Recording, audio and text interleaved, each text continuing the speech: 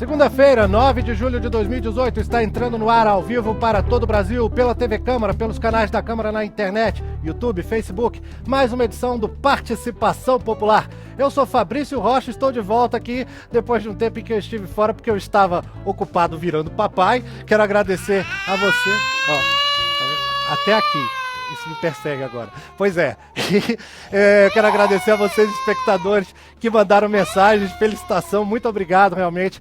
Fiquei muito feliz com isso. E aconteceu tanta coisa nesse tempo, né? Agora, por exemplo, Brasil fora da Copa, mas a gente não vai falar disso, tá? Vamos falar de outra tragédia nacional, essa daí bem mais séria, que são os problemas de morte no trânsito, e que continuam acontecendo mesmo depois de 10 anos da lei seca em vigor no país. O que mudou realmente desde que a lei entrou em vigor? As mudanças que ela teve, inclusive, aqui no Congresso Nacional, né, que passaram pelo Congresso Nacional, qual é o efeito disso hoje sobre as autoridades, sobre o judiciário, enfim, o que mudou na educação de trânsito do Brasil nesse período também, o que também é um assunto importante, né? E para tratar desse assunto com a gente, nós temos aqui o Davi Duarte, especialista em trânsito, presidente do Instituto Brasileiro de Segurança no Trânsito, que vive dando entrevista agora para tudo que é emissora de televisão, né, Davi? Pois é, vocês não me chamam mais, eu tenho que... Não chamo aqui. O cara tem plaquinha de patrimônio da Câmara dos Deputados quase aqui no terno dele ali, e tá com essa conversa. Mas, Davi, obrigado mais uma vez por nos atender, por estar aqui nos agraciando com a sua presença, tá bom? Obrigado. E nós temos aqui o Geraldo Gutenberg Soares Júnior, que é presidente seccional do Distrito Federal da Associação Brasileira de Medicina de Tráfego. É isso mesmo, né, Gutenberg? É isso mesmo. Muito obrigado. Já adiantando a nossa estada aqui, estamos aqui para dirimir quaisquer dúvidas da população com relação à alcoolemia. Muito obrigado pelo convite. Eu que agradeço, Gutenberg, em nome da produção do nosso programa. Obrigado pela disponibilidade, né, de estar aqui. Em nome da Branet, a gente agradece de coração. Eu estendo um agradecimento. E nós temos ainda também aqui no estúdio um terceiro participante, o Maximilian Patriota, que é secretário-geral na OAB do Distrito Federal. Isso mesmo, né, Maximilian? É isso mesmo.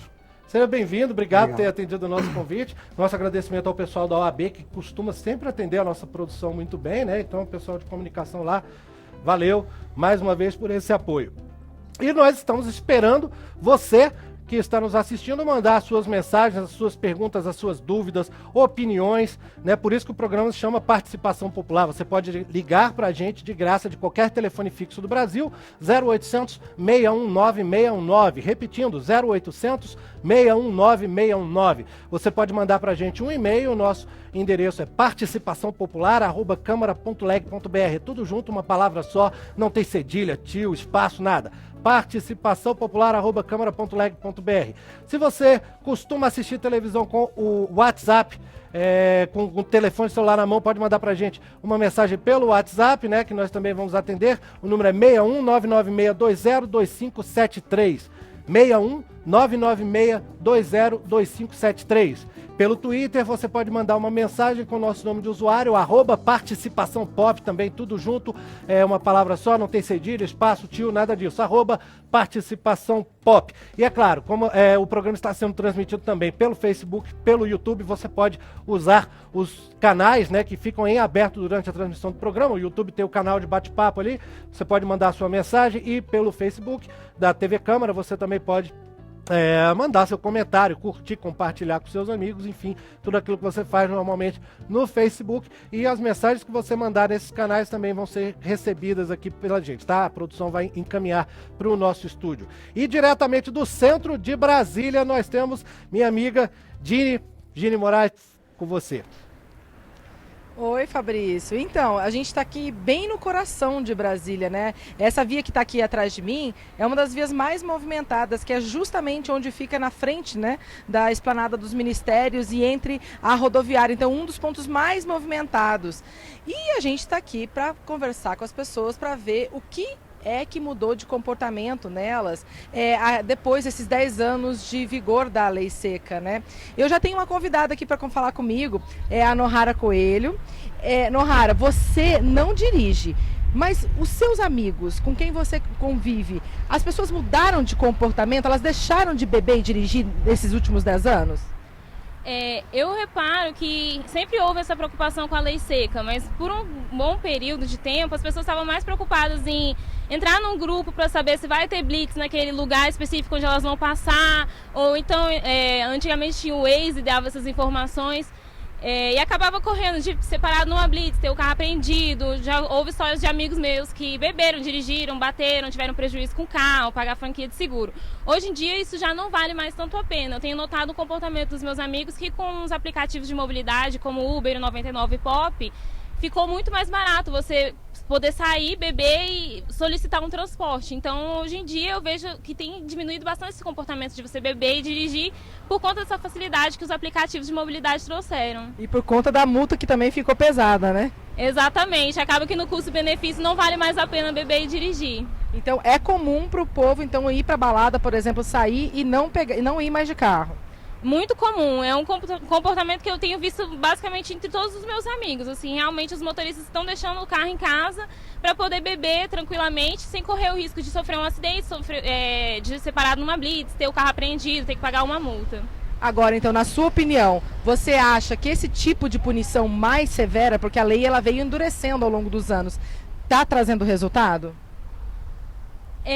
De alguma forma sim, né? Porque acaba elevando o custo de você sair, né, beber e dirigir. Mas a preocupação das pessoas é, por um lado, se divertir e, pelo outro lado, também ter segurança. Então, acaba que o peso da multa entra para ajudar a pessoa a tomar a decisão mais segura.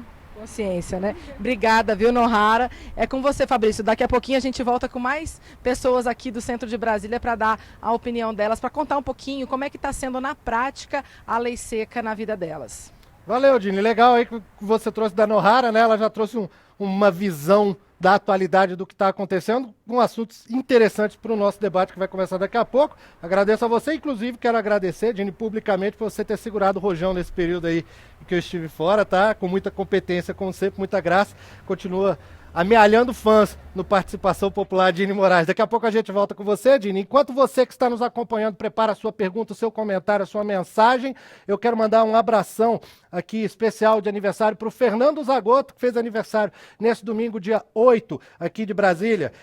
Hoje, dia 9 de julho, é aniversário da jornalista Sandra Lefkovic, da Daphne Laura e também do Leonardo Bruno, jogador de bola, peladeiro do bom. Nessa terça, dia 10 de julho, aniversário da minha colega, minha amiga da Rede Globo de Televisão, Rita Yoshimine, da paulista Tânia Martelanque, a dentista Maiara Leão, fazendo aniversário também nessa terça, e o nosso colega Elisandro Souza, o Pará, que é daqui, da equipe da TV Câmara. Então, um abração especial para eles.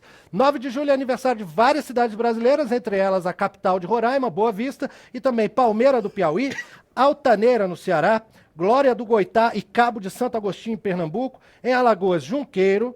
Na Bahia, Gentil do Ouro e Uauá, capital do bode.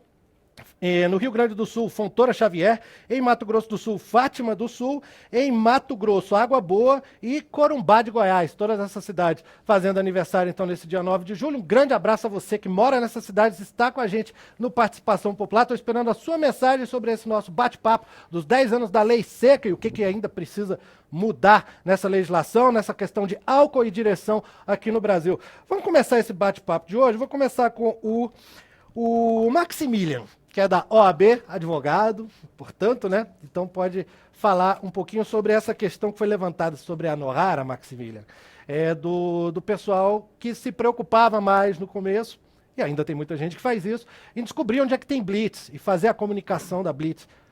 Isso é legal? Isso está dentro da lei? É permitido de alguma forma? Como que as autoridades lidam com isso? Olha, acho que não chegou aí para ser discutido na esfera judicial. Teve um momento em que o Congresso ameaçou acabar com o Waze porque ele informava a localização das blitz e o próprio Waze, espontaneamente, já não informa mais a localização. E aí não chegou a ser discutido judicialmente se essa proibição seria legal, legítima, constitucional ou não. Teve o caso do Twitter, né, lá no começo da Lei Seca. Eu acompanhei mais foi a questão do Waze. O Waze, ele dizia onde tinha blitz, e aí as pessoas evitavam, quem tinha o Waze evitava aquela rota. Hoje o Waze não informa mais, então é muito arriscado para quem usa o GPS como forma de escolha de rota, de evitar uma blitz. Mas é legal avisar sobre uma blitz para as pessoas, botar no grupo do WhatsApp, isso é permitido? Ou não? Essa discussão não chegou a ser levada para a justiça, né, para verificar se informa ou não. Do lado das autoridades, eles sustentam que a blitz ela não serve só para pegar quem está dirigindo sob efeito de álcool. Ela serve também para identificar um veículo furtado, um sequestro relâmpago em andamento. Como não chegou a julgamento, e hoje com essa nossa insegurança judicial total, em que num domingo às vezes tem 2, 3 decisões ao mesmo tempo, onde os ministros do Supremo dão decisão que o Executivo não cumpre. Uma turma decide uma coisa, exatamente. A outra então, decide. Eu não tenho como te posicionar se é legal ou ilegal, porque não chegou a ser discutido judicialmente. Não tenho previsão de qual seria o resultado caso tivesse sido levado adiante. O fato é que esses questionamentos eram bastante razoáveis, questão de segurança da população, porque as blitz elas não pegam só o álcool, pegam droga, pegam veículo irregular, podem identificar um possível sequestro relâmpago em andamento. Então, o Waze, para evitar problemas, ele acatou imediatamente, ele recuou.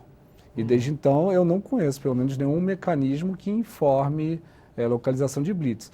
O que pode acontecer ainda, como a moça da reportagem informou, tem esses grupos de WhatsApp, aí isso é incontrolável. Eles podem informar, estou passando aqui, está tendo blitz em tal lugar, mas é para um grupo restrito, no máximo 150 pessoas.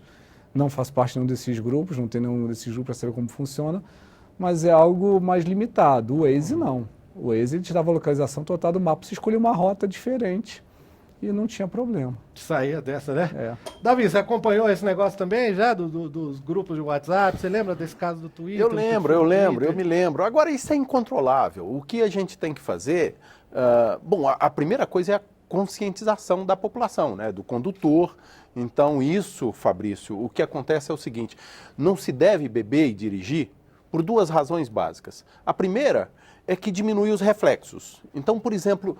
um condutor que está a 60 km por hora, se ele retarda 1 segundo na freada, a 60 km por hora, ele já andou 17 metros. Isso pode ser a diferença entre atropelar ou não uma pessoa. Então, diminuindo os reflexos, o trânsito fica mais perigoso. A segunda razão básica é que muda o comportamento. Até porque as pessoas, se não mudassem o comportamento, ninguém ia beber, ia tomar suco de uva em vez de vinho, porque suco de uva é muito mais gostoso, né? Mais docinho. Saudável. Né? Saudável. Né?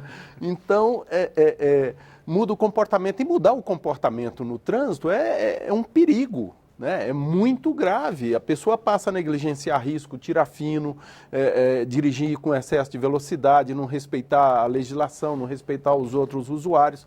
Isso é realmente um risco para o trânsito. Então, são basicamente essas 2 razões. Agora, a Nohara falou algumas coisas, né, que muita gente mudou o comportamento, mas eu tenho uma pesquisa agora deste semestre, aliás, o semestre passado, feita em abril, essa pesquisa, com 1.680 estudantes da Universidade de Brasília. Você mesmo que fez? Eu e meus alunos, nós fizemos essa pesquisa. Tá? E uma das perguntas era assim, você bebeu e dirigiu nos últimos 3 meses? A UNB tem cerca de 40 mil alunos, 38 mil e, enfim, 40 mil. A amostragem tem 1.600 não, a amostra absolutamente representativa, até porque fazia parte do aprendizado, construir uma amostra que representasse todos os segmentos da universidade, dos alunos, né? Todos os cursos. Estatística ali, né? Então... a gente fez esse trabalho e uma das perguntas era, você bebeu e dirigiu nos últimos 3 meses? 25% bebeu e dirigiu, dos alunos da Universidade de Brasília. Essa é a primeira coisa. A segunda coisa... 25% admitiram, né? Admitiram. A gente nunca sabe realmente. Mas ele, quer dizer, 1/4 dos alunos, cerca de 10 mil alunos da Universidade de Brasília. É uma população que acabou de tirar a carteira, que não é pouco esclarecida, porque não é pouco esclarecida. Tem educação formal. Pois é. E recentemente também uma pesquisa da Associação Brasileira de Medicina de Tráfego, publicado na nossa revista, diz que mais de 45% das pessoas sãs já andaram com pessoas que beberam. Isso aí é uma hora absurda aí num camarada Coragem, andar com uma pessoa que está tonta, bêbada. Geraldo, eu só complementando, até porque a gente está nesse assunto, rapidamente, Fabrício. Claro. Olha, 60% dos alunos admitiram que pegaram, nessa mesma pesquisa, que agora é de abril de 2018, admitiram que pegaram carona com alguém que tinha bebido. Quantos? 60%. Era 45, né, da pesquisa é, da revista, e mas 60% dos estudantes. E aí... Deve ter a variação pela idade, né? E inclusive. tem outro dado muito interessante, que tinha uma questão que é assim, mesmo que eventualmente os seus pais bebem e dirigem, metade diz que sim. Ou seja, então eu sinto que há uma mudança de comportamento, né? A lei realmente pressionou, mas ainda tem muita gente que bebe e dirige. Lá no Canadá, Fabrício, até uma determinada idade, você está sempre sendo monitorizado pelas autoridades. Se você, um jovem, pegar a carteira de motorista dele e for pego de noite, final de semana, com mais 2 no automóvel, automaticamente a licença dele vai ser cassada. Porque eles imaginam que os outros, os amigos, o estimula a beber. Então, no Canadá tem essa coisa, essa educação. É um país extremamente adiantado e que muitas coisas no trânsito, nós temos que copiar desses países adiantados, Canadá, França. Tem uma semana que os garotos ficam a 4, 5, 6 quilômetros da escola para eles aprenderem a chegar na escola, como atravessam um farol, como atravessa uma via, como é que os carros andam. Então, a educação... Essa parte da educação formal. Mas sem educação, na escola, dificilmente nós vamos obter êxito aí dentro dessa coisa de beber e dirigir. Já a gente vai voltar nesse assunto, mas nós vamos de novo ao centro de Brasília. A Dini Moraes estava chamando. Diga, Dini. Então, Fabrício, agora há pouco a gente falou com a Nohara aqui no centro de Brasília e ela relatou que todos os amigos dela mudaram o comportamento e não bebem e dirigem mais, né? Agora eu vim com outra pessoa, com outra visão. Eu estou aqui com o João Roberto Silva, que tem 37 anos e ele é professor de educação física. Então, ou seja, ele conversa também com muita gente a respeito disso, percebe o comportamento das pessoas. E eu quero saber de você, como educador, você já bebeu e dirigiu ao longo desses últimos 10 anos? Não, nesses últimos 10 anos, sempre que eu bebo eu não dirijo, então quando eu vou dirigir eu não bebo. E os seus amigos? Agora eu já perdi bastante amigo, porque eles não respeitaram esse critério de não beber enquanto dirige ou beber enquanto tá dirigindo. Agora, João, me diz o seguinte, você diz que você mudou o comportamento depois da lei, certo? Por que contigo surtiu efeito e com seus amigos não? Por que você acha que aconteceu isso? É porque é o seguinte, isso vale muito da consciência de cada um, né? No meu caso, eu tive a consciência, devido ser professor, ter uma formação, né? E os meus amigos, eles não têm essa formação e os que têm, eles não têm aquela consciência também de não beber. E nem a multa alta assusta? Não, isso aí não assusta não. A multa não assusta porque o brasileiro, no geral, uma parte, ele age tipo que de uma forma inconsciente ou de uma forma até mesmo irracional. E aqueles aplicativos que mostram onde é que está nas conversas lá pelo WhatsApp, por exemplo, que mostram onde é que está Blitz? O pessoal confia nisso? Confia, já vi muitos fazendo isso. Eles observando aquele para se desviar das Blitz. Eita, tá bom, então. Obrigada, viu? Esse é o João Roberto. Você viu, né, que por um lado tem gente que já parou com esse hábito, com esse costume, né, Fabrício? Mas de outro, tem muita gente que ainda continua confiando nessas conversas, principalmente essas conversas, esses grupos do WhatsApp aí que indicam onde ficam as Blitz e continuam infringindo a lei, né? Infringindo a lei e colocando vidas em risco, né? É verdade, Dini. E o João Roberto ainda falou um negócio interessante, que é que o brasileiro não tem medo dessa multa alta toda, né? Eu vou de novo chamar o Maximilian para falar sobre esse aspecto legal, Porque, Maximiliano, pelo que eu levantei ali de informação, em 2008 veio a lei seca. Antes, o Código de Trânsito Brasileiro já estabelecia o limite de 6 decigramas por litro de sangue, né? Era o máximo que podia ser encontrado ali de concentração alcoólica. De álcool. De álcool no sangue, né? sangue. Aí, em 2008 veio a lei seca, proibição de venda de bebidas nas estradas. Em 2012, limite zero completamente de álcool, a multa passou para quase R$2.000. Em 2016, a recusa a bafômetro, fazer o bafômetro passou a ser infração gravíssima e causar suspensão do direito de dirigir. A multa foi para quase R$3.000. Em 2018, agora, as penas por acidentes, né, por homicídio culposo e lesão corporal, em caso se o motorista estiver bebido, as penas aumentaram bastante. A gente vê, então, Maximiliano, assim, que há uma tendência desde 2008 de ir agravando ainda mais a lei seca, tornando a lei mais rígida. Na sua opinião, como advogado, isso é efetivo? Essas multas altas funcionam? Esse aumento, vai até que ponto esse aumento da severidade da lei? Por exemplo, essa questão da multa em si e do valor exorbitante dela pela recusa do bafômetro, isso já está sendo discutido e questionado judicialmente com várias decisões anulando, considerando bis in idem, uma dupla punição pelo mesmo fato, porque o próprio Código de Trânsito ele possibilita outros meios de aferir a alcoolemia, como exame de sangue. Na prática é quase inviável, teria que ir ao ML, dá trabalho para todo mundo, etc. e tal.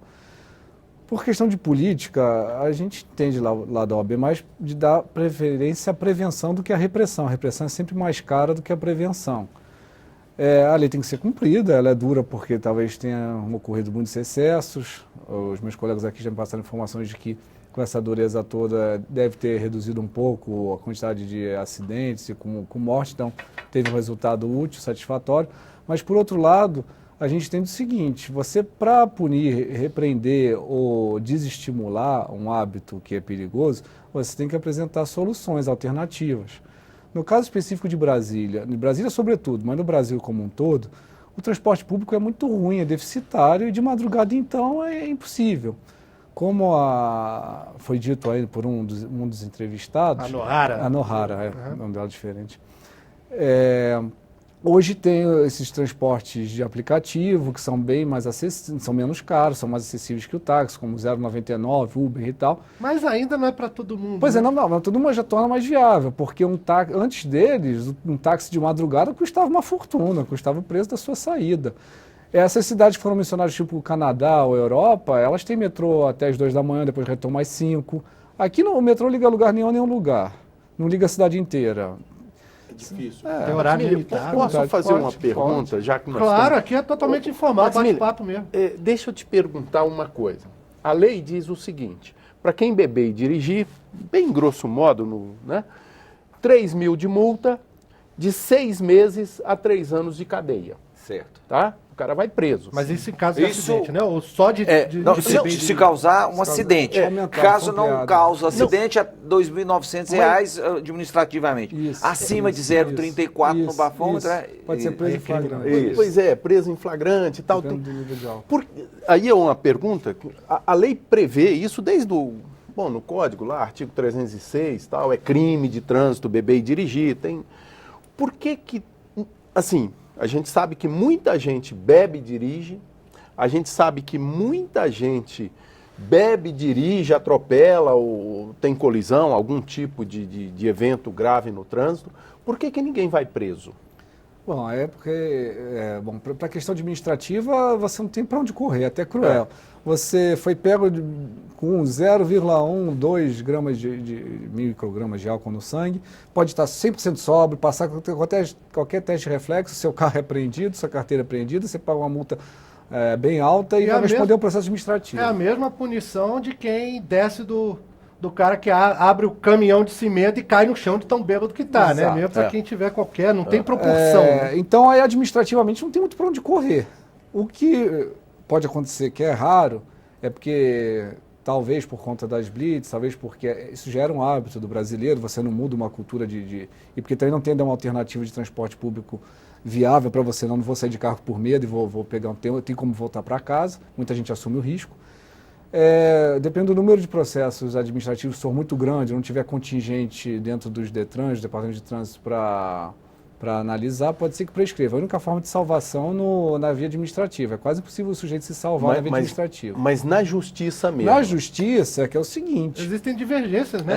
Na justiça, que no criminal, não. No criminal é mais fácil o sujeito se salvar, porque administrativamente bastou você ter ingerido álcool ou ter se recusado ao bafômetro, está caracterizada a multa, tem todas as consequências ali, os pontos na carteira, apreensão, não tem para onde fugir. Mas isso também é discutível judicialmente, né? Sim, mas ainda não foi anulado. Até hoje a lei não foi declarada inconstitucional, então a regra está sendo válida. Certo. Agora, no criminal, você tem que provar que o sujeito estava com álcool mesmo, tem que ter essa prova. E essa prova é possível, é trabalhosa, mas é possível.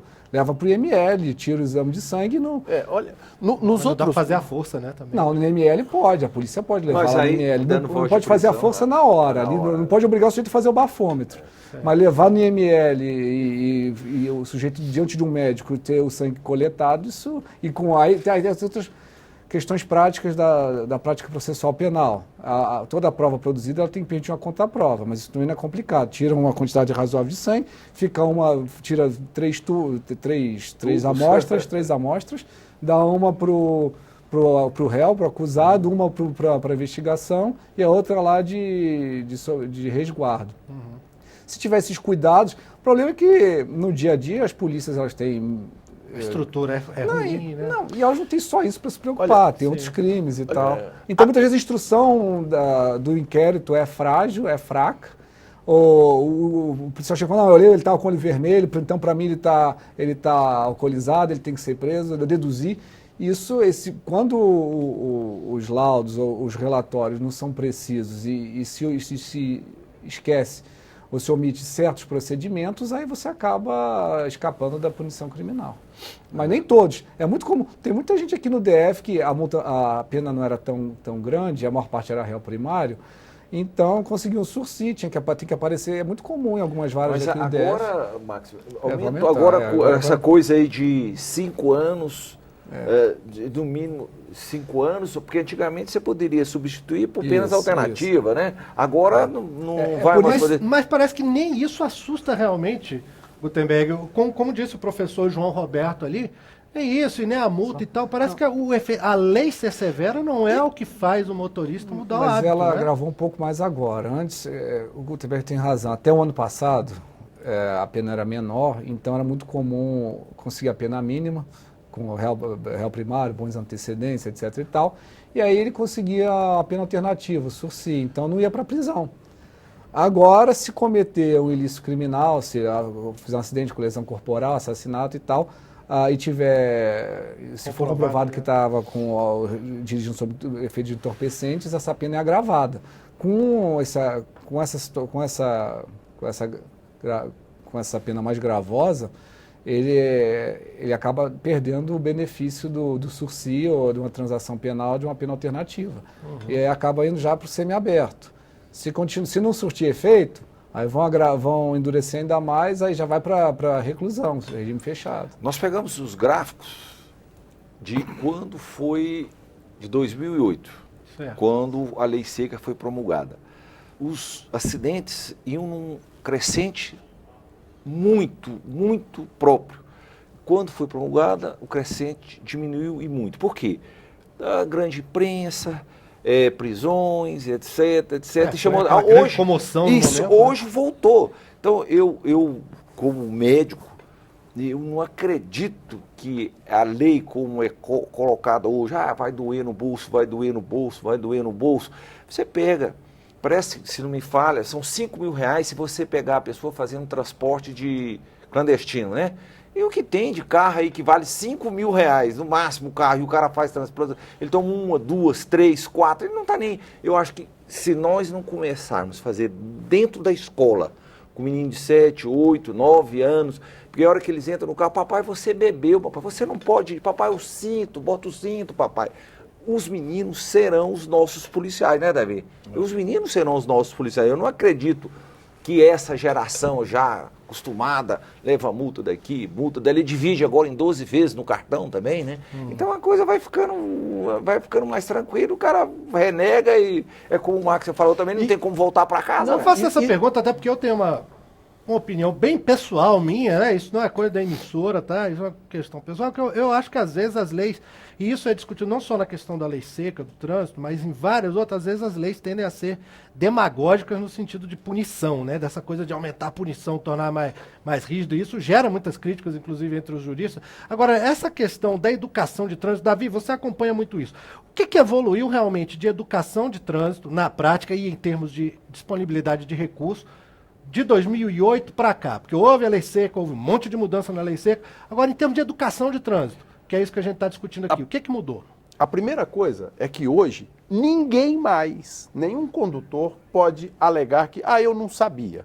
Então a lei seca, com a lei seca, todo mundo sabe, que todo mundo conhece. 99,9% dos condutores sabem que não pode beber e dirigir. Agora tem alguns problemas. O sujeito toma lá 3 latinhas ou 5 latinhas de cerveja ou 2 taças de vinho. Quanto tempo depois ele pode voltar a dirigir? Nem o Estado, aliás, outro dia dei até uma palestra na Polícia Militar, ninguém deles sabia. Então, por exemplo, o sujeito que toma meia garrafa de vinho, ele está pronto para dirigir a que horas? Nem a medicina explica. Não, mas a gente tem como estimar. Estimativa. A gente tem como estimar. Cálculos, peso, varia do sexo, peso, se é homem, se é mulher, etc. Esse excesso de mudança na lei também causa uma confusão. Causa confusão. Agora, o Estado, não é assim o governo A, B ou C, partido, tal, não é nada disso. O Estado não tem cumprido a sua obrigação, que é informar, conscientizar, sensibilizar, fiscalizar, aliás, educar, que você falou. E aí, Fabrício, inclusive, nós fiscalizamos com blitz, que é uma forma errada de fiscalizar. Quer dizer, o samba de uma nota só. Olha, qualquer policial nos Estados Unidos, na Europa, você põe um cara que está com 0,8 de álcool no sangue, né, por exemplo, ele reconhece. Assim, sem parar o sujeito, ele sabe que ele ou está falando ao celular, ou bebeu e está dirigindo de forma arriscada. Lá usa gravações também, Sim, né? Sim, mas no olho você sabe? Porque tem alguns sinais e comportamentos que o indivíduo mostra na condução do veículo. Aqui a gente não usa isso. E lá, aí, sem blitz, sem nada, o policial vai, aborda o indivíduo, faz o teste do bafômetro, né?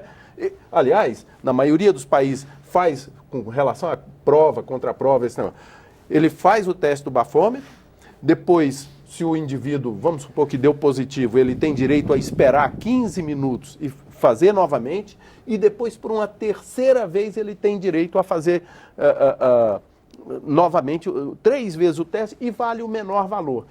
E depois, se ele quiser contestar, digamos assim, depois não, na mesma hora, se ele quiser contestar, você quer contestar? Então você vai fazer a alcoolemia direta, ou seja, tira ali um pouquinho de sangue e tem um aparelhinho que é bem pequenininho, aqui no Brasil, faz entre aspas, uma centrifugação e já dá alcoolemia direta ali, quanto que ele tem de álcool no sangue. O Davi está falando, eu tive aqui numa audiência pública recentemente das autoescolas. Nós viemos dar uma palestra, abramente, nós viemos aqui, o pessoal desesperado, principalmente na região Nordeste. Porque como não tem fiscalização, o que as pessoas fazem? Não tiram mais carteira. Eles não tiram mais carteira. Então, o pessoal do CFC querendo, olha, vamos contratar policial, vamos em cima, vamos... Pô, se o cara, ele tem a tranquilidade de dirigir a tempo e a hora, sabendo que ninguém vai fiscalizá-lo, e aí o que ele gosta? Beber, então beber. Não adianta ter legislação Não adianta dura, ter legislação, né? se você... Aqui em Brasília, por exemplo, no máximo que devemos ter aqui 600, 700 mil pessoas com CNH, mas que se pega que é 1%, 2% dessa população. Olha só, a gente recebeu algumas mensagens já aqui dos espectadores. O Léo de Almeida mandou uma mensagem dele pelo Facebook, está acompanhando a transmissão no perfil da TV Câmara, na página da TV Câmara no Facebook, né? E mandou ali pelo canal. As pessoas zombam das leis porque são fracas. O pobre se ferra, o rico paga fiança e sai pela porta da frente. Para que fiança? Para onde vai esse dinheiro que não é convertido em nada de melhoria? Eu participo de festas de granfinos, onde todos ingerem álcool a madrugada inteira durante a festa e saem com o dia já claro, conduzindo seus respectivos veículos. Tá aí o Léo trazendo um pouquinho de realidade aqui para nossa discussão, né? O Magdiel, de Taguatinga Norte, né? Eu conheço esse nome. Ele diz, ao alertar sobre os locais onde há policiamento ostensivo e blitz, se presta um desserviço à população. E utilizar as redes sociais para esse fim é crime, previsto em lei que pode ser interpretada pelo artigo 265 do Código Penal. Tá? Então, o auxílio jurídico aqui, né, Maximiliano, para o nosso programa. Você que está acompanhando esse debate do Participação Popular, mande sua pergunta, mande sua opinião, sua crítica, seu comentário. Você pode ligar para 0800 619 619 de graça, de qualquer telefone fixo do Brasil. Pode mandar um e-mail para participaçãopopular@câmara.leg.br. Pode deixar uma mensagem no Twitter com o nosso nome de usuário, @participaçãopop. Mandar uma mensagem pelo WhatsApp, 61996202573, ou ainda acompanhando ali pelo YouTube, a transmissão, ou pelo Facebook, pode usar esses canais também para deixar a sua mensagem, tá bom? Vamos de novo ao centro de Brasília. Dini Moraes, com você. Fabrício, eu estou aqui com o Silvair Fonseca, o diretor-geral do Detran aqui do Distrito Federal, e eu vou te falar que poucas pessoas conhecem a lei seca na prática, assim como o Silvair, viu? Isso porque quando a lei seca foi sancionada, quando ela virou lei, eu fiz entrevistas com ele a respeito desse assunto, para você ter uma ideia. Então ele vem acompanhando a fiscalização, ele que atuou muito tempo nessa questão direcionada à fiscalização de trânsito, ele vem acompanhando a aplicação da lei seca desde então, ou seja, ao longo dos últimos 10 anos, ele viu a aplicação da lei na prática. Silvair, muito obrigado por você estar aqui com a gente. Eu queria que você primeiro começasse falando a respeito do que agora o nosso convidado lá no estúdio, Davi, falou, das fiscalizações, que as fiscalizações atuais, esse modelo de blitz não é um modelo eficiente. Como que você vê essa questão e como seria possível mudar e se é preciso mudar? Boa tarde. Boa tarde a todos, né? Os nossos colegas estão debatendo.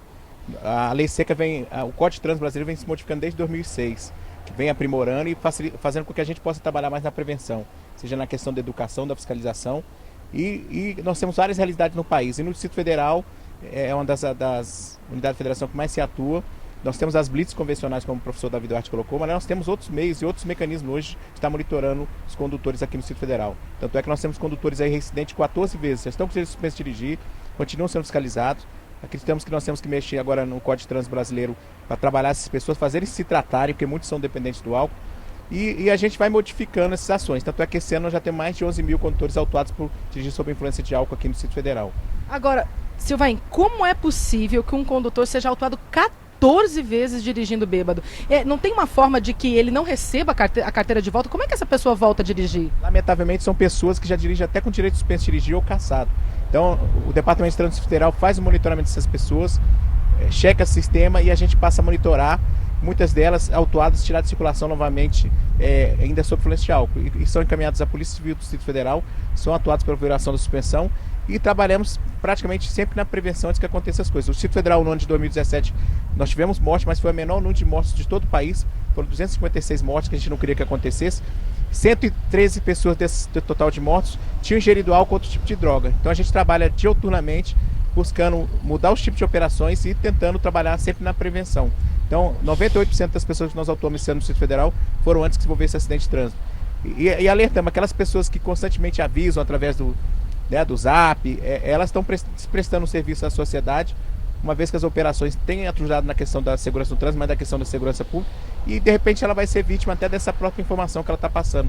Amanhã ela pode ser vítima de um condutor sob influência de álcool. É sobre isso que eu queria falar, porque algumas pessoas que participaram aqui com a gente já falaram a respeito do WhatsApp, desses grupos que avisam onde há blitz. Há alguma estratégia para fugir disso? O que fazer para quando se há uma rede de informação, de contra-informação na verdade, né, para fazer com que as pessoas fujam desse tipo de fiscalização? Olha, hoje os órgãos aqui do trânsito, principalmente o Distrito Federal, Polícia Rodoviária Federal, Detran, DRPM, a gente tem trabalhado de várias formas, as operações convencionais, as operações de circulação, as viaturas descaracterizadas, então a gente trabalha de forma que a gente busque coibir esse tipo de situação. Tanto é que a gente já tem uma mudança expressiva aqui no Federal dos condutores, seja por medo de ser multado, seja por medo de ser preso. Boa parte da população já faz o uso do transporte individual regularizado, do amigo da vez. A gente já verifica uma população que mudou seu comportamento. Mas, infelizmente, ainda temos uma parcela que aposta na impunidade e essa a gente fica atento diariamente no intuito de tirar de circulação, somente antes que envolva em acidente de trânsito. Tá certo, muito obrigada. Fabrício, daqui a pouquinho eu volto com o Silvain aqui para fazer uma rodada de perguntas e respostas com ele, principalmente essas dúvidas mais de prática que a gente tem. Por exemplo, vocês até falaram aí no estúdio agora há pouco, quanto que pode beber, quanto que não pode, quanto que é de pena, enfim, daqui a pouquinho a gente faz uma rodadinha de perguntas e respostas com ele aqui. Mas, como a gente pôde ver, segundo o Silvain, a lei trouxe sim resultado ao longo desses 10 anos e uma mudança de cultura no trânsito. Legal, Dini, beleza. Então a gente volta aí com você daqui a pouco. O Silvain, que já esteve aqui no Participação Popular algumas vezes, né? Manda um abraço para ele, inclusive se ele não estiver ouvindo. E eu quero voltar aqui para os nossos convidados no estúdio, falando com o Gutenberg Júnior, né? Que é da Associação Brasileira de Medicina de Tráfego. Gutenberg, o Silvain apontou aí que é preciso fazer algumas mudanças ainda, apesar do Código de Trânsito ter sofrido mudanças desde 2006, e isso é uma questão legislativa, realmente tem a ver com o fato, até a gente está discutindo esse programa numa emissora do Poder Legislativo Federal do Brasil. Mas existe uma questão que algumas pessoas apontam, a gente já viu alguns especialistas apontando, que é a dificuldade de se obter números que baseiem essas tomadas de decisões, pela falta de uma rede nacional. A gente vê que algumas pesquisas, né, você mesmo mencionou aqui algumas pesquisas arriscam a dar números sobre o trânsito, sobre o efeito da lei seca, mas também parece que é um problema de integração ainda das bases de dados das autoridades policiais e de trânsito do país, né? Olha, eu vim discutindo exatamente esse assunto com o Max, né? As estatísticas nossas são as piores possíveis. Com raras exceções, uma estatística que o Davi faz, que a Bramete faz, algumas estruturas próprias. A não ser isso, você não pode confiar em absolutamente nada do que se fala. Porque, por exemplo, se tem um acidente, ontem, por exemplo, uma tragédia, né? Os 2 motoristas bêbados, morreram 5 pessoas, bem na cerquinha aqui de Brasília, uma tragédia, os 2 bêbados. Sexta-feira teve no Rio de Janeiro o caso de um cabo da Polícia Militar que furou a blitz e matou uma pessoa. Exatamente. Autoridade, né? Então, se você vai no hospital de base, minha formação é anestesista, durante 36 anos trabalhei lá no hospital de base. Em outros hospitais, os pacientes chegam, o paciente saiu do acidente, morre. Muitos pacientes em hospitais de trauma, muitos. Brasília, São Paulo, todos os lugares. Aí o que a estatística pega é aquele paciente que morreu ali, aquele paciente que teve um problema ali, ele não entrou na estatística das mortes. Então isso que você está falando é verdadeiro.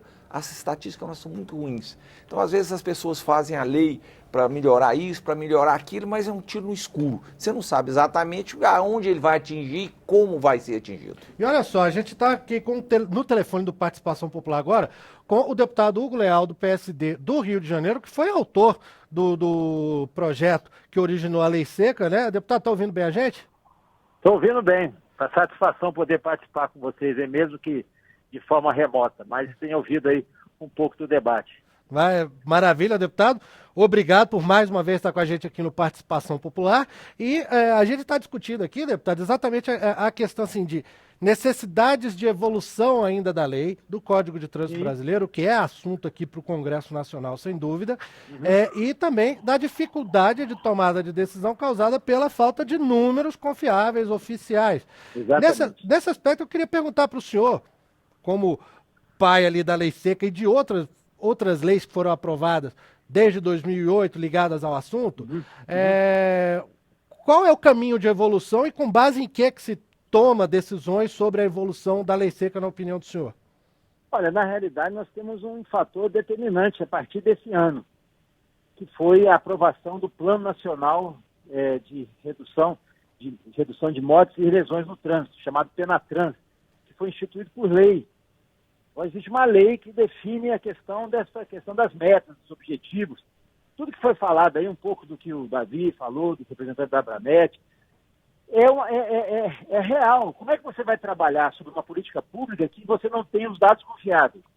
A questão do trânsito, ela tem que deixar de ser, com todo respeito aos demais, deixar de ser dentro do governo federal, uma visão de quarto escalão, porque o Denatran nada mais é que o órgão máximo de trânsito, é um órgão de quarto escalão, e passar a ser discutido dentro da dimensão que o trânsito requer. Não só do ponto de vista de arrecadação, mas do ponto de vista de vítimas que ele causa. De vítimas, principalmente quando vitimadas fatais. Vítimas fatais é quando são lesionadas, que tudo isso é despesa para o país. Então tem que parar. Eu já cheguei ao meu limite, falo isso para vocês aí, para os nossos telespectadores, nossos ouvintes, nossos convidados, nós chegamos ao limite. Não dá para mais ficar nessa brincadeira de fazer campanhas educativas no período da semana de trânsito.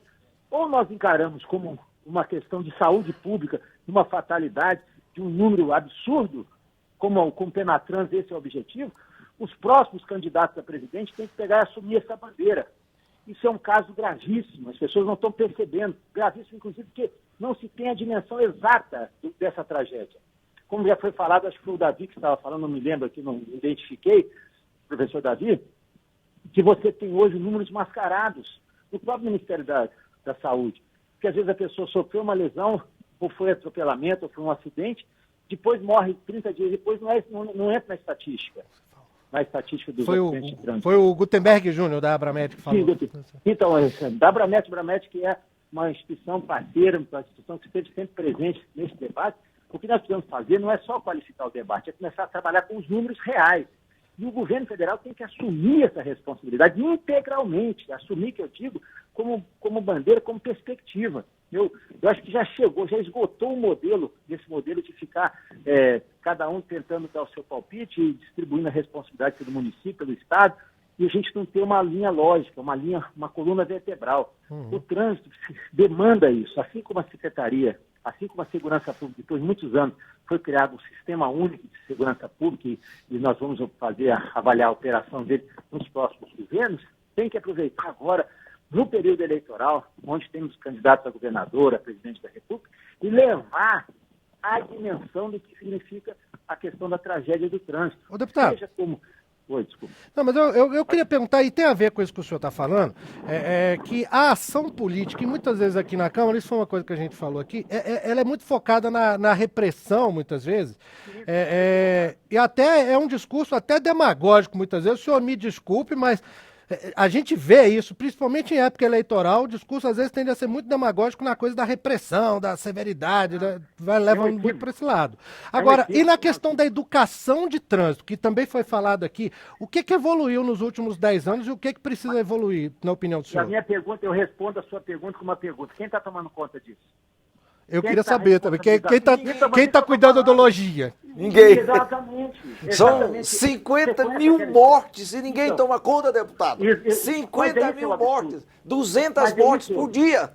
Então, isso é um absurdo. Eu pergunto a você, quem está tomando conta? Quem está dizendo que tem que reduzir? Quem é que está assumindo a bandeira do município, do Estado? Não tem nada, não tem fator nenhum, não tem punição nenhuma. Se o Rio de Janeiro reduz as estatísticas, não tem mais que obrigação, completamente fora de lógica uma situação dessa. É o que eu falo para você, não adianta você falar, tem que mobilizar, tem que mobilizar. Claro que tem que mobilizar, as pessoas têm que se conscientizar o que significa isso.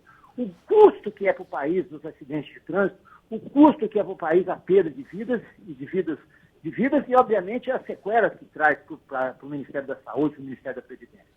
Eu disse para você, para mim, eu já cheguei no limite. Limite, falo para você, eu estou aqui buscando, serei pré-candidato a deputado federal, mas eu falo para você que eu cheguei no limite dessa discussão. Não dá mais para ser na situação que é. Cada um cuidando da sua área e todo mundo focado nessa questão de punição, que a punição é importante, mas não é o fator principal. Sim. Quem está monitorando a questão da educação, dos CFCs, do Centro de Formação de Condutores, de quem está sendo habilitado, dos motociclistas, alguém tem que continuar sendo responsável. Se o índice diminuir, ou se aumentar o índice, alguém tem que ser responsabilizado. Como é que pode uma rodovia, por exemplo, ter uma curva da morte? Que curva da morte é essa? Rodovia da morte, o que é isso? Ou seja, nós estamos assumindo o risco e não podemos fazer nada. Isso é assassinato, pelo menos por omissão. Ô, deputado, isso que o senhor falou me lembrou o Bom Dia Brasil da TV Globo de hoje, que mostrou gente em Ribeirão Preto, numa rodovia lá, batendo pega a 300 km por hora. Davi Duarte quer fazer uma pergunta para o deputado? A primeira coisa, Fabrício, que eu sou testemunha que o deputado Hugo Leal tem feito um excelente trabalho e é o que eu chamo de bancada da vida, né? Porque além da seriedade, de toda a questão, eu convivo de alguma maneira, esporadicamente, com o deputado, e a seriedade com que ele trata esse assunto de trânsito é exemplar. Então, isso aí, eu sou testemunha. Coisa rara, deputado, receber elogio hoje em dia, inclusive, né? Mas diga lá, continua, Davi, vai. Não, mas o Hugo Leal realmente merece, especialmente nessa área de trânsito. Então, é uma coisa que... Né? E a outra coisa que o Hugo Leal falou é o seguinte, assim, o Denatran e o sistema trânsito, de forma geral, fica completamente negligenciado. O Denatran é motivo de troca. Chacota, de chacota. Cabide de emprego também. Cabide de emprego, então, de negociação política. Cada partido põe um deputado lá, cada deputado põe um diretor do Denatran, o cara que sabe de trânsito, só que o carro anda, não sabe mais nada, não entende nada. Entendeu? Mal troca o óleo do carro. Mal troca o óleo. Davi, olha só, eu proponho que o próximo presidente da República assuma essa responsabilidade, chame para si e, por exemplo, extingua o Denatran, os órgãos que falam sobre trânsito, e cria uma agência, a Agência Nacional de Segurança Viária. E não é nenhum absurdo, não é nem vai ter custo, porque você pode hoje desmembrar ou desconstituir as instituições que já existem e colocar uma agência, assim como já existe na Argentina, assim como já existe no Uruguai, que eles estão fazendo o dever de casa, nós estamos ficando para trás, por irresponsabilidade, por estar contaminado por uma política mesquinha. Eu falo para você, eu cheguei no meu limite, são 10 anos de dedicação, não vou dizer exclusiva, mas com muita disposição, enfrentando a tudo e a todos, e às vezes você faz uma agenda de trânsito para discutir trânsito, vão 3, 4 deputados. Exatamente. Agora, deputado Hugo Leal, já imaginou se vamos imaginar se o trânsito fosse uma fábrica e que essa fábrica matasse todos os anos 50 mil pessoas e 1 milhão saíssem feridas, né, por ano dessa fábrica. Essa fábrica tem que ser fechada, né, porque é uma fábrica de mortes. Né?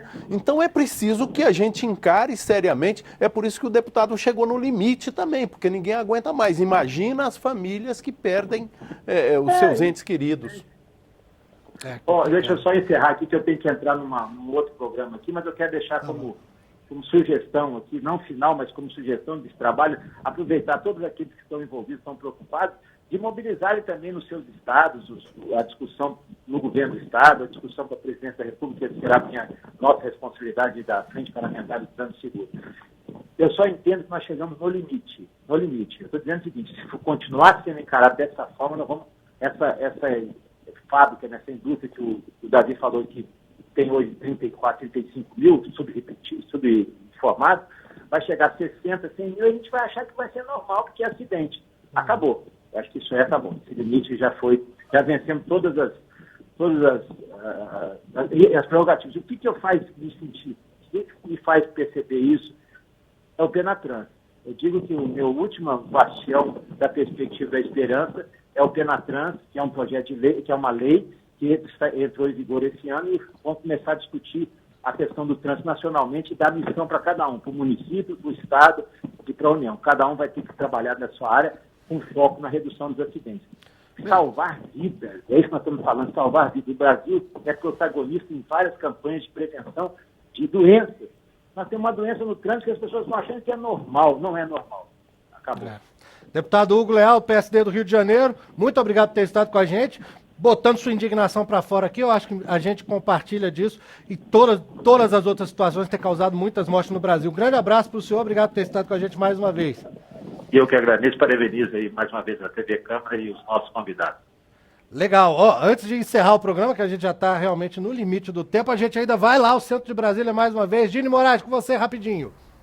Vai ser bem rapidinho, Fabrício, porque a gente está falando tanto, né, sobre beber e dirigir, que eu vou fazer uma rodada de perguntas aqui com o Silvair Fonseca, que é diretor-geral do Detran aqui do Distrito Federal, para ele responder para a gente, deixar claro para as pessoas quais são as informações a respeito. Vamos lá. Silvair, quanto que pode beber? Não pode beber nada. Se beber, não dirija realmente. Não use o veículo. Depois que eu bebi, fui lá, bebi uma cervejinha, bebi uma taça de vinho, quanto tempo que eu tenho que esperar antes de dirigir? Isso depende da massa do metabolismo de cada um. Então, realmente, se beber, não dirige. Melhor é não beber. É obrigado fazer bafômetro? Havendo hoje a recusa de fazer o teste, existe um artigo hoje que o agente aplica a recusa e aplica multa, suspensão de 12 meses com direito a ampla defesa contraditória. Ou seja, mesmo que eu alegar que eu tenho nojo do bafômetro, eu tenho que fazer ou então eu serei multada? Terá recusa e está sujeito aí para a autoridade policial e ser examinado por um médico perito e ser autuado e ainda ser preso. E tudo bem, fui lá, bebi, insisti, dirigi, e o que acontece comigo se eu for pego? O pego está sujeito a ser preso, multa de quase R$3.000, suspensão da carteira por 12 meses, 12 meses sem poder dirigir seu veículo. E se for envolvido se eu estiver ainda envolvido em acidente, pior ainda, né? Hoje houve uma alteração no código, está sujeito a quem envolve em acidente com morte ou lesões graves ou gravíssimas, ficar preso e não ter a fiança na hora que for encaminhada à autoridade policial. Muito obrigada, Silvair Fonseca, diretor-geral do aqui do Distrito Federal, do Detran do Distrito Federal. E lembrando aí, né, Fabrício, que são cerca de 50 mil mortes no trânsito por ano no Brasil, mais 400 mil pessoas que ficam com sequelas por toda a vida, né? Então, precisa ter consciência mesmo. É verdade, Dini. Valeu aí, esse ping-pong com o Silvair foi realmente útil, mas longe de qualquer pretensão nossa de esgotar o assunto, a gente está encerrando aqui o Participação Popular sobre os 10 anos da Lei Seca. Chegaram algumas mensagens para a gente, o Daniel Ulisses de Melo, lá de Anápolis, Goiás, sempre acompanha a participação, disse, sinceramente é impossível essa lei pegar, vai ser apenas um paliativo. Ele não está muito confiante nisso, né? O seu Valdomiro Trento, que é espectador nosso de Santos, São Paulo, também manda aqui, o grande problema do nosso país é uma justiça tardia. Tá, é uma opinião interessante, né? Um aspecto que a gente falou aqui muito rapidamente. E, enfim, algumas outras mensagens. A gente não vai ter tempo de discutir todas aqui, mas a nossa produção vai encaminhar todas as mensagens que você mandou para a gente, para os nossos 3 convidados. E eu peço a eles, claro, se puderem, tiverem um tempinho aí, a gentileza de responder, entrar em contato diretamente com o nosso espectador. Só dá tempo de agradecer rapidamente aqui, Davi Duarte, professor, especialista nessa área de trânsito. Muito obrigado mais uma vez por ter estado com a gente. Gutenberg Júnior, presidente da Associação Brasileira de Medicina de Tráfego Seccional Distrito Federal. Muito obrigado por ter estado com a gente. Em nome da Abramet, a gente agradece à Participação Popular e nos colocamos à disposição para outras palestras, outras dificuldades, qualquer que seja ela. A gente ainda vai voltar nesse assunto aqui no programa, com certeza. E Maximilian Patriota, secretário-geral da OAB Distrito Federal, muito obrigado por ter estado com a gente aqui. Obrigado pelo convite para Participação Popular, foi um prazer. E obrigado a você que nos acompanhou nessa edição do programa. Um grande abraço, eu sou Fabrício Rocha, a gente se fala, a gente se vê. Tchau.